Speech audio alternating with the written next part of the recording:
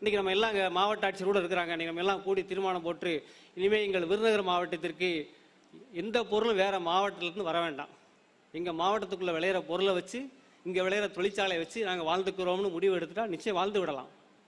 ஆனால் ஒரு பொருள் மட்டும் விட மாட்டேன் இல்லை சார், அந்த பொருள் வெளியேருந்து தான் வரணும். உப்பு உப்பு சமவெளியில் மக்கள்கிட்ட கிடையாது, கடற்கரையிலேருந்து தான் வரணும் அந்த காலத்தில். அதனால தான் அந்த காலத்தில் உப்பு தான் செல்வம், உப்பு தான் பண்டமாட்டு பொருள்.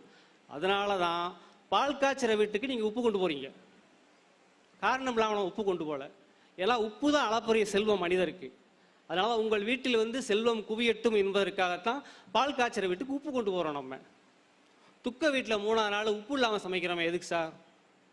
அங்கே உப்பு செல்வம், அதனால கொண்டு போகிறோம். துஷ்டி வீட்டில் எதுக்கு சார் 3ஆவது நாள் உப்பு இல்லாமல் சமைக்கணும்? உப்பு ஒரு உரம் செல்வம் எப்படி என்பது உண்மையோ, உப்பு ஒரு உரம் உறவின் தொடர்ச்சி, உப்பு என்பது அன்பின் குறியீடு.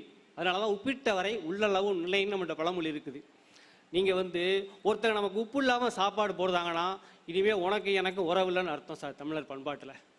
அப்போ நம்ம செத்து போனவங்களுக்கு என்ன சொல்கிறோம்னா, ஐயா இறந்து போனவரே, இன்றோடு உங்களுக்கும் எங்களுக்கும் உறவு முடிந்தது, இனி நீங்கள் இங்கு வரக்கூடாது, உங்கள் உலகம் மேல் உலகம், நீங்கள் போய் அங்கே போகணும், இனிமே நீங்கள் வரக்கூடாது.